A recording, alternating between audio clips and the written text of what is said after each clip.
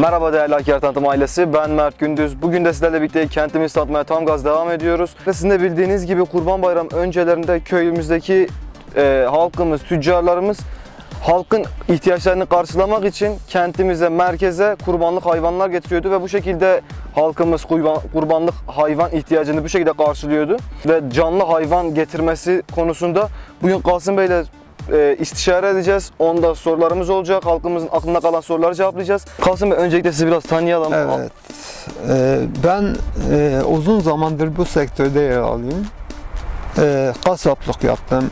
Hayvan besicilikte yer aldım. Onun dışında hayvancılıkla uğraşıyorum. Peki ne zaman kurbanlık hayvan pazarına, Evet. canlı hayvan pazarını açma fikrinde başladınız? Yani Şimdi, bu fikre nasıl ulaştınız? Hakkari'de gerçekten böyle bir ihtiyaç olduğunu gördüm. Türkiye'nin herhangi bir iline baksan, ilçelerine, köyler dahil meydan bulunur.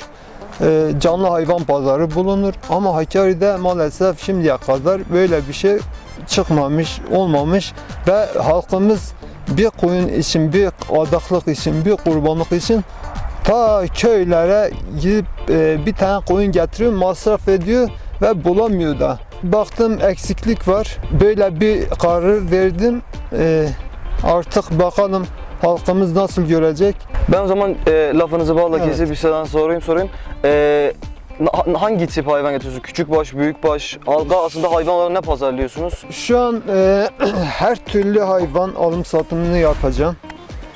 Küçük baş, büyük baş, koyun, keçi, kozu, oğlak, koç, her türlü hayvan, canlı hayvan bulunduracağım ve halkımıza sunacağım. Bu faaliyeti nerede göstereceksiniz, nerede kuracaksınız Şimdi bunu? bu faaliyeti öncelikle benim yerim var, ağlarım var. Pürüdan mahallesinde ama satış noktamız şu an eski minik kent Mülke Bega diyorlar. Evet. Boş alanda satışımız olacak.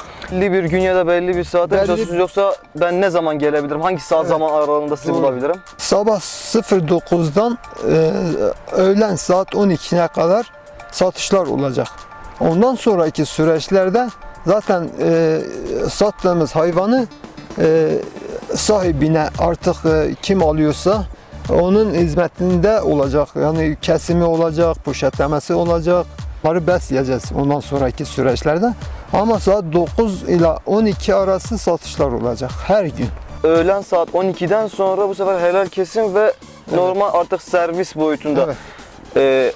O şekilde de bir hizmetiniz vardı değil mi? Tabii. Kesim işlemlerini de bizler yapıyoruz. Bizim elemanlar var. Sahibi de üstünde duracak. Onun poşetlemesi, parçalanması hepsini biz yapacağız. Bize aittir. Buna normalde kurbanlık fiyatına ek olarak dahil bir fiyat mı, Evet. yoksa toplam bir şekilde Yok, fiyat mı şimdi veriliyor? uygun fiyatlarla halkımıza sunacağız. Şu an etin kilosu 70 liraya yükselmiş. Ama Evet. burada aldığı zaman daha uyguna düşer. Zaten kendisi seçip alacak bu hayvanı. 50 milyona, 55'e uygun fiyata düşer. Peki Kasım Bey, şimdi halkımız canlı hayvan pazarı kurulmadan önce köylerden çok yüksek bir zahmetle, yüksek maliyetle merkeze adak veya kurbanlık hayvan getirebiliyordu. Siz açık ve canlı hayvan pazarını kurdunuz. Artık bir kurbanlık hayvan satışınız mevcut. Peki halka ne biçim bir kolaylık vaat ediyorsunuz? Maddiyat ya da zaman? Halkımızın burada karı ne olacak? Şimdi halkımız arabasını tutup uzak köylerden bir tane kurbanlık için uzak yerlere gidip bir tane kurbanlık almak için zahmetler uğraşıyor. Getirip burada kesimi yapıyor, kesimciye ayrı para veriyor, ondan sonra poşetlemesidir falan, çok zahmetler içinde getiriyor. Amacımız da o. Burada halka ucuz hem maliyetli bir de zahmetsiz olarak ulaştırmak. Anladım. Yani aslında bir bakımdan halka hem zamandan hem de maddiyattan Evet. kar etmesini Evet, sağlıyorsunuz. evet. Zaten ihtiyaç olan bir şeydir. Hakkari'de çoğu halkımız zaten kültürden gelen bir şeydir. Etsiz misafir olmaz zaten. Et ihtiyacı var. Kışın zaten hayvan bulamıyoruz. Doğrudur. O sunumu yapmak için halkımız daha çabuk ulaşır bu hizmete. Anladım efendim. Peki teşekkür ediyorum. Aslında uzun zamandır canlı hayvan pazarımız yoktu bir şekilde ilimizde.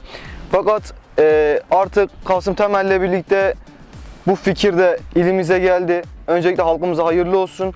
Tam adres olarak Dağgöl Mahallesi'nde eski minikent hastane arkasında bulunmaktadır. Sabah 9 ile öğlen 12 arası Kasım Bey'e ulaşabilirsiniz. Kasım Bey sen burada.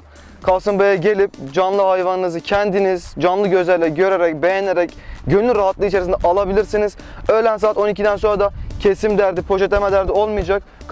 Kasım Bey size yardım edip kesiminden poşetlenmesine kadar siz değerli halkımıza yardımcı olacaktır.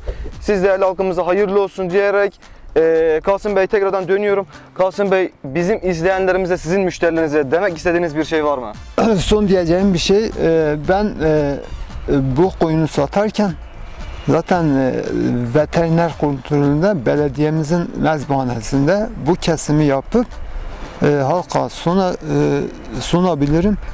Şimdiden tüm halkımıza hayırlı olsun. Değerli Hakkari Tanıtım Ailesi, bugün de programımızın sonuna geldik. Hakkari'de bir ilke imza atan Kasım Temel'e tebrik edip halkımıza hayırlı olsun dileklerimizi iletelim.